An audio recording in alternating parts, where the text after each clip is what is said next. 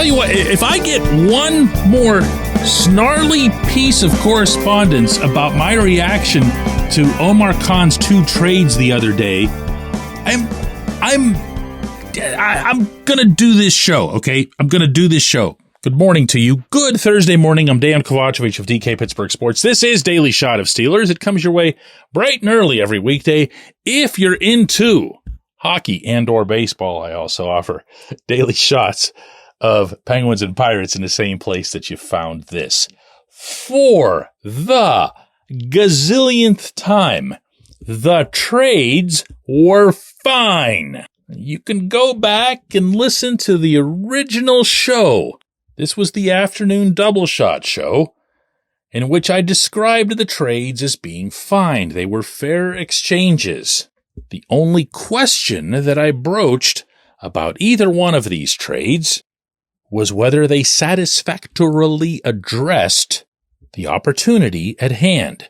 A 6-2 team, a TJ Watt, a Cam Hayward, guys like that who won't be around forever, who won't be at their peak forever, and that the rest of the AFC isn't exactly flooring anybody, nor is the NFC.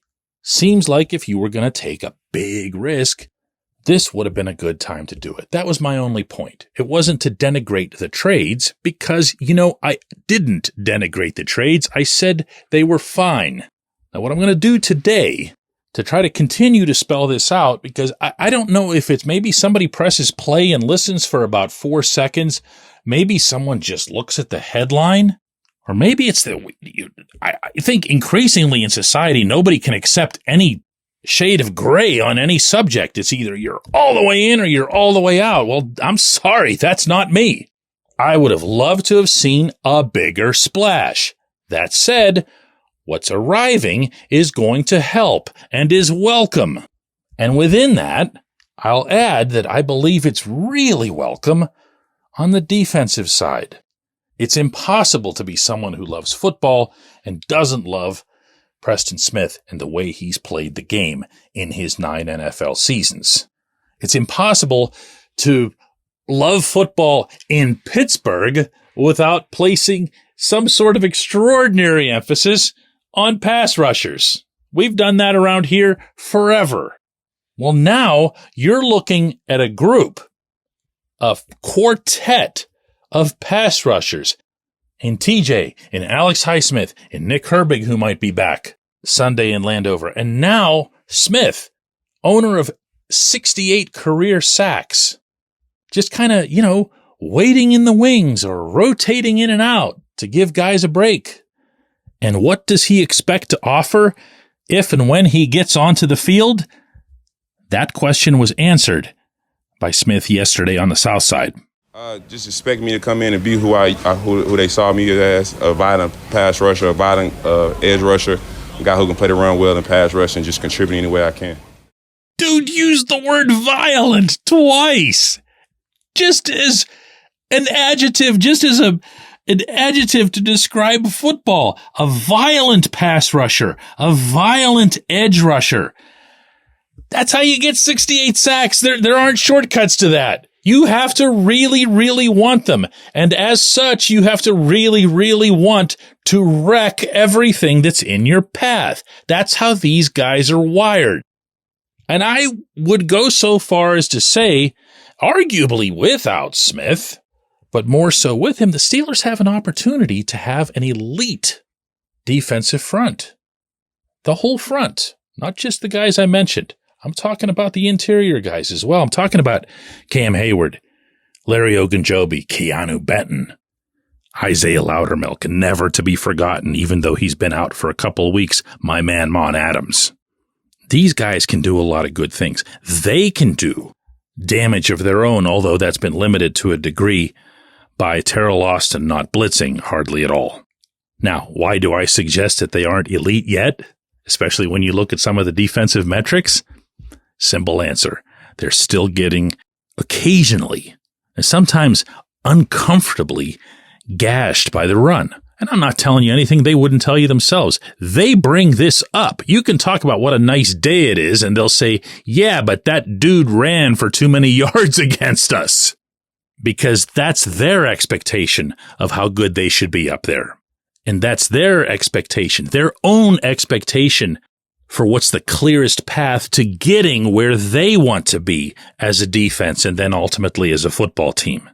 So yes, having someone in the house of Smith's caliber is a fine addition. He fits. Heck, he was talking himself yesterday repeatedly about how well he believes he'll fit because he's always excelled in a 3-4.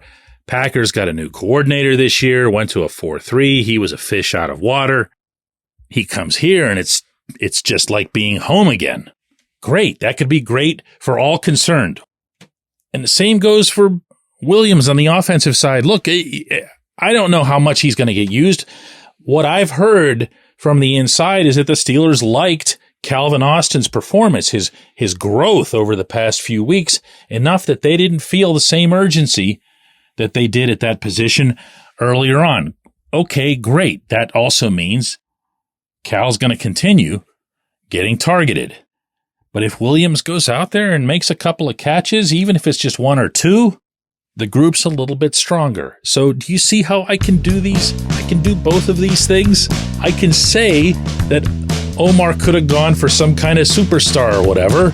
And I can also say that these two trades were positives. It's so easy. When we come back, J1Q. This segment of Daily Shot is brought to you by our good friends at Mike's Beer Bar. They're located on Federal Street, directly across from PNC Park. Mike has more than 500 beers on tap, including from more than 50 local breweries. Stop in and say hello. Tell Mike we sent you. Mike's Beer Bar.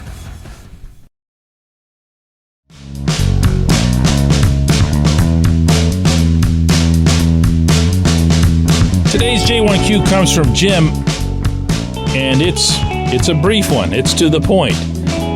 DK is Broderick Jones' elbow still hurt? The best answer that I can give regarding Brod's elbow is the same one that I've been giving since training camp. And that's this. He has yet to miss a single practice. He has yet to miss a single drill within a single practice. I don't know how much more evidence would be needed, but this keeps coming up again and again and again. Football players will get hurt over the course of a 17-game season and training camp and preseason and potentially playoffs. They will get hurt. Not every injury, to say the least, is going to show up on the official injury reports. Not every injury is going to be significant enough that the coach would consider listening to the athletic training staff and the medical people and say, wow, we really ought to give this guy one of those maintenance days, allow him to, stay crisp, stay sharp, maybe buy it a little bit of extra time to heal. None of this has happened with Brod. None of it.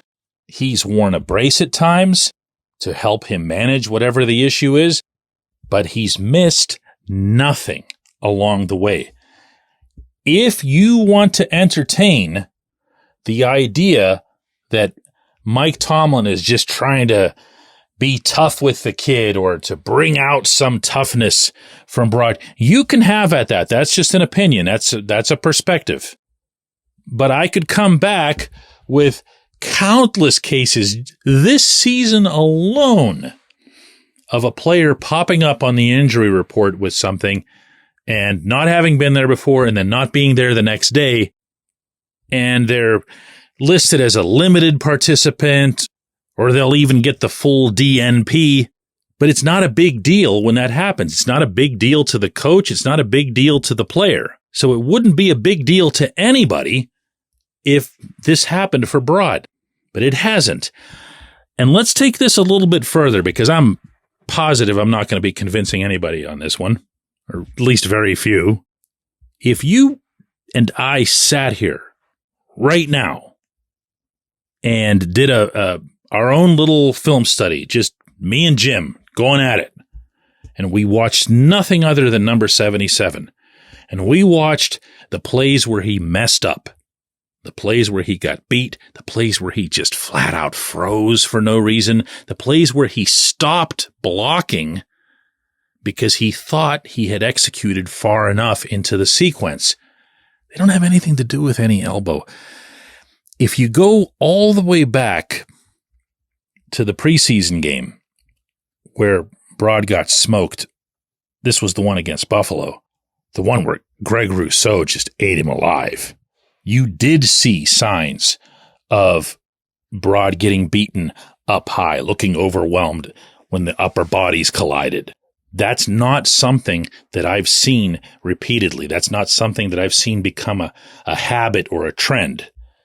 Now, I also can just answer your question in the most literal sense because I ask Brod all the time how he's doing, and his response is, yeah, I'm fine. Good. Fine, I'm fine. It's all good. Which is very different than how he was answering that question through training camp and through preseason when he was willing to sit there and lay out all the details of everything. So take from all that what you want. Brod needs to be better as an NFL offensive lineman. He needs to execute better. He needs to finish his blocks. He needs to stay sharper. He needs to be more aware of what's happening around him. It's not the elbow. I appreciate the question. I appreciate everybody listening to Daily Shot of Steelers. Don't forget at 4 p.m. Eastern Time today, we're going to have a double shot of Steelers.